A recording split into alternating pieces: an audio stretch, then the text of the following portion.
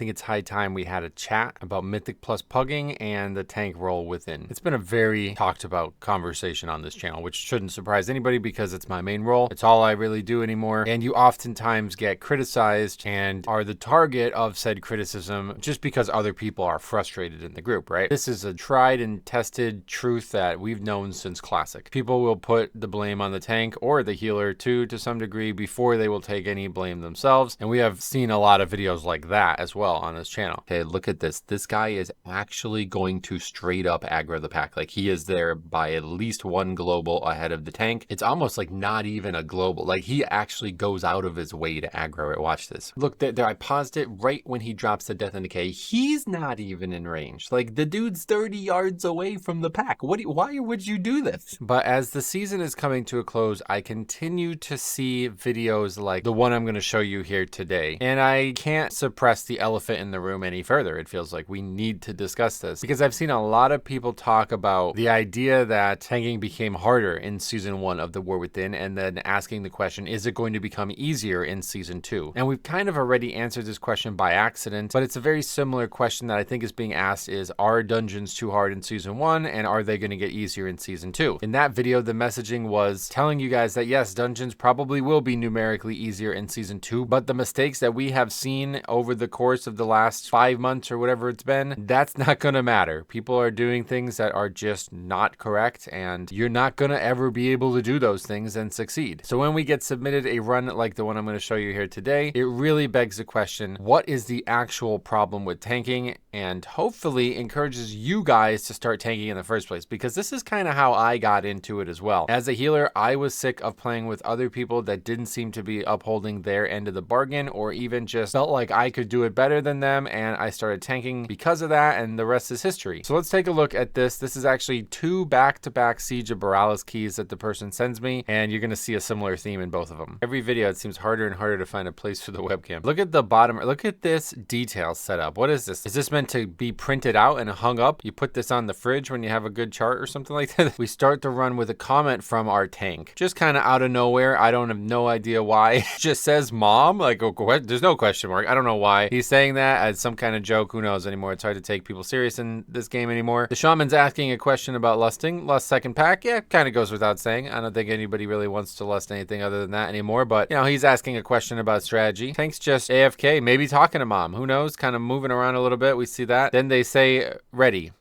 So no response to the shaman. Mom's out of the picture, I guess. Time to start gaming. So pay attention. So the 2 pally frames, the one on the bottom is the tank, okay? Pay attention to the guy. This is really cool that we see the CDs and stuff mapped out so well, because this is going to be a huge talking point. This guy opens with bubble. Hey, I get it. This pack is hard, right? We actually reviewed a key a couple weeks ago where the tank was like absolutely slaughtered, and that was in like a really low key. Watch this person's health pool as they tank this opening pack. Now, to be fair, like, you know, I don't know anything about their gear at the time, and I don't know anything about like the tuning of prop pally, but that's pretty absurd. That person gets absolutely deleted. Like, they die in like 3 globals. This is a 12. We're doing 2 back-to-back Siege of Borealis 12. But yeah, I like the aggression, I guess. I don't know. Is that a good idea? Opening with bubble, you tell me. I didn't know how it works. Like, it's supposed to taunt mobs, but if you're not near them, it won't taunt them. Is that right? Like, if you use it and then get near them, it doesn't establish threat on them, right? Is that how it works? I don't really know. So I'm kind of shocked that guy actually keeps threat on them. So anyway, now we don't have bubble up. I would have used it on this pack. This pack seems way harder. Yeah, it's a hard pack, but we are meant to be bloodlusting. We never actually got our confirmation on that. I mean, the tank did eventually say yes, but yeah, we just don't bloodlust. So we asked the question, do you want to bloodlust? No answer, so we just don't do it, I guess. All right, so we have seen all different strategies unfold in this dungeon, this like third pull basically here, but we're gonna go with like, I guess, a more conservative strategy, but pay attention to what the tank is about to do, okay? Very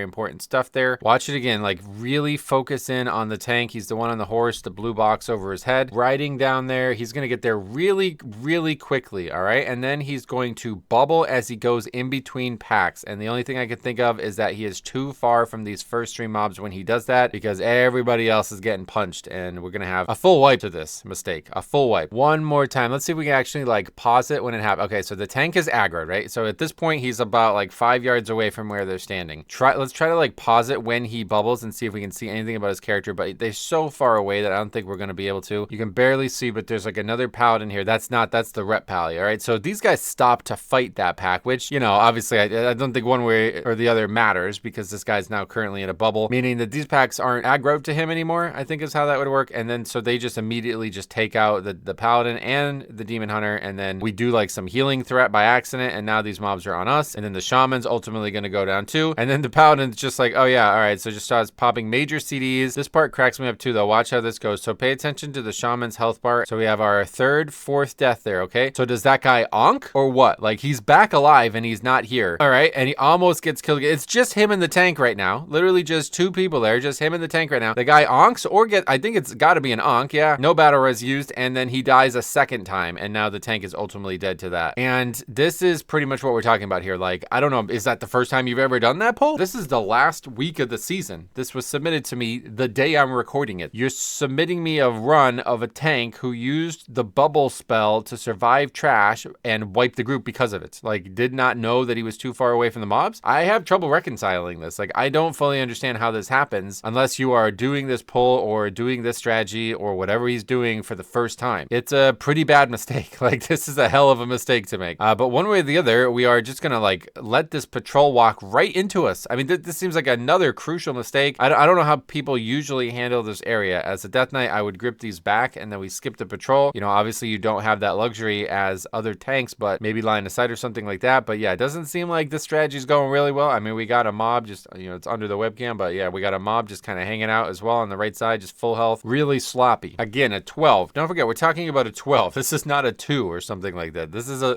hard key. It's a key that you expect tanks to know how to play their characters in them, you know? So anyway, we're now doing the boss. We do Bloodlust here. I guess this is probably what the shaman wanted to do the whole time. We get the double bomb there. We love that. Double bomb on Red Hook is so cool. So you'd think with Bloodlust, we're destroying this fight, right? Especially with double bombs right now. 52% after that burn. That's really nice. All the way down to 30%. This is a very fast fight. Actually worked out so well for them. Almost like they should have lusted here. But we are not going to kill this boss, and let me show you why. A kind of a weird situation here. The boss is about to get ran into a bomb, but we know it's about to pull us in, and when it does, we need to dodge the bomb pull in, but somebody didn't get the message there. Guess who that was? So we were lined up with the bombs. Is actually really good play here. You're very aware of the CD timer, and it's coming in. If you get pulled through this bomb, you will die, and maybe a wipe plays out here. It's going to happen anyway, though, because you see the guy with the blue box again. That's the tank. He's just going to stand it. Like, literally doesn't even try to move out of the stomp. Gets knocked all the way back as well. It's funny to see that. So tank dies, and then healer dies too. We do have battle reses at this point, so if the healer just doesn't die here, I think we're okay. Hard to tell exactly why they die. The email says, it looks like the bomb got activated by an ad, and I didn't see that and didn't know that can happen, and that's why I died. That's the message from the person sending me this. I don't understand what that means or why that would be the problem here. I think you probably just get meleeed by the mobs that are now attacking somebody other than the tank. But again, it's really hard to tell. I don't like see the actual melee. Like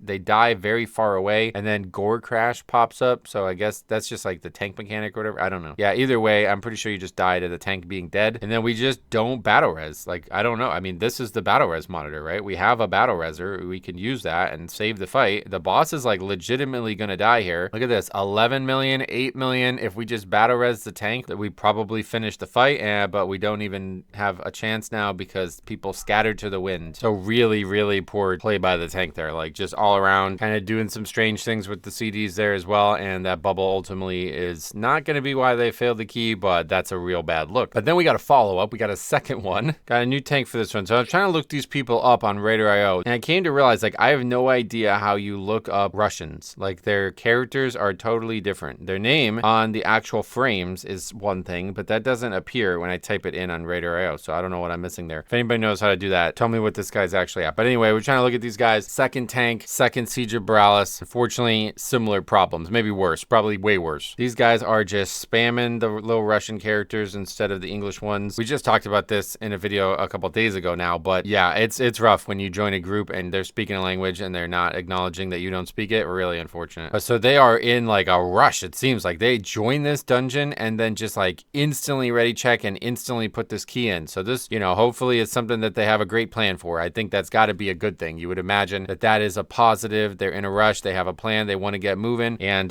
this is the strategy. Watch this crazy cool strategy that this guy uses. I've never seen something like this before. He's actually going to ride up the right stairs, hop over them, throw out Sigil, get hit in the back a bunch, get one shot, and then leave the fucking group. All right, that is the key that we're reviewing right now. And I have no idea what that strategy was. If he feels like he can't do that, why he would even try. Just gets annihilated and then leaves the group. And that's the key. That's the dungeon. It almost like defies expectation. Like you come to realize that there's going to be bad play featured, and it's still shocking. Like watch, he rides up this course. I have no idea what the point of that is. It's like a little trick shot or something, like trying to do like a kickflip off that ramp or something like that. Just floating in the air here, right? Look at that. Just up in the air. Throws the Sigil. Maybe that's why, because you got to like be above the lamp or the stairs to throw the Sigil. But that seems like the wrong Sigil to me. I don't know why you throw that one. That's a caster. I think he comes to realize that. The caster is just, that's up here. These mobs are here attacking. We don't really have anything grouped up properly. Mobs are like all doing whatever they want, and there's no cohesion to this pull at all. Tank's just getting annihilated. It does use meta here. Meta's up, and they're just going to actually die through meta, which is pretty nuts. Meanwhile, that caster's still up there. Did you see him try to throw the Sigil, though? He is going to try to throw a silent Sigil as well, but it's just like a hard whiff. Like, I mean, that's nowhere near hitting that mob, and I guess maybe that's because he's in like a panic here. I don't know. Like, at this point, you're just dead. You probably need to just focus on yourself. When this happens to me, it's like, okay, sorry, guys. Like, I fucked up, but like, I'm going to die here if I don't focus on myself. And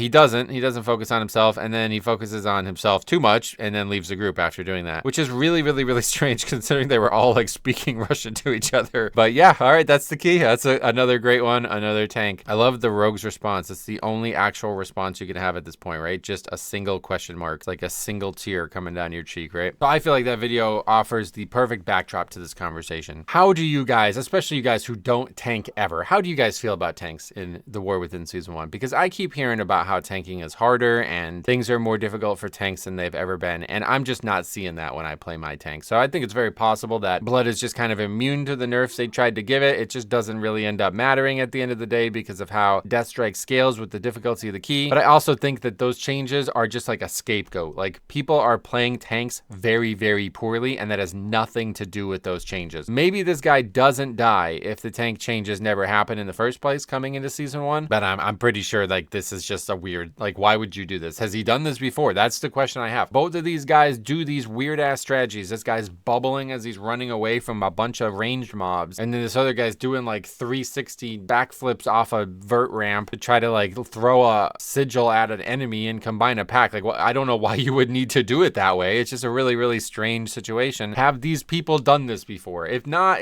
all right, maybe they're trying to experiment, but like late in the season, I would assume they're probably not. It just really makes you wonder, like, what is the average tank experience looking like out there, and how much of that can you say is not on them? I really don't think any of it is. Like, I don't think you can blame Blizzard for a single problem there. Like, all three of these major mistakes we show here are just purely tanks not playing well. And whether or not they play reliably poorly, I don't know, because we only have one run. But this also wraps in the conversation about why tanking is the most difficult role on top of that, because these guys made one mistake and it's being looked at as a calamitous event, right? This is the problem with tanking in the first place. The keys are disbanding over these tank deaths. Whereas if you have the Ret Paladin instead of the Prop Pally make that same mistake, nobody even looks at it. Nobody even cares, right? You just res the guy and you keep going. So all around this season, we've seen this problem about tank role is less common than it's ever been before. I can't find tanks for my groups. And then I guess then you find tanks and it's like these fellas, you know what I mean? And just to be clear, this is the person we're talking about. This is almost a 3K score player. They have already done multiple 13s, doing a Siege of Brawl's 12 that they did not even need for score, and those two ridiculous errors in tow. So this is a very experienced player, a very capable by the stats player. You could even check out WoWOP again, you know what I mean? Great tool for this kind of video now. This is somebody who does pretty damn well. Like, they got a couple of clunkers in here. Maybe it's a Siege thing, because yeah, Siege of Brawl's 12, another clunker in here. 2 heavy fails, 4 deaths per hour. So it seems to me like really hard to figure this out. So I want to hear your guys' thoughts on this. Do you think that the tank role has gotten harder? Do you think that the average tank has gotten worse? Do you think that there are more people trying tank who are not right for it, and that is why the average tank has gotten worse? Do you think that Blizzard has made the tanking experience too difficult in Season 1 of the War Within, and do you expect that to change in Season 2? And overall, do you believe there can ever be a landscape where a single mistake from the tank will not be amplified and echo across the entire Keystone success rate? And if you do not believe that can exist, do you think that knowing the mentality of the player base that the tank role is only going to continue to slide down the slippery slope and be a massive issue in the hands of the wrong players as we move forward? Very interesting conversation, and just felt like we had to address it because we continue to see runs. They're mistakes that you should know about, you should understand at the level these guys are at. They make them and then they just have no hope of recovery from them, and the key is doomed because of it. It seems like a really, really difficult conversation to have. So I'm eager to hear your guys' thoughts in the comments, especially from anybody who is not playing tank like at all. Like if you are a healer or DPS purist, please give me your experience on what this season has looked like for you and whether you think this is an actual problem worth discussing moving forward. Stay tuned though, we got a lot more reviews to come, and then stay tuned for the end of season to spam review. Thank you for watching. We will see you guys in the next one.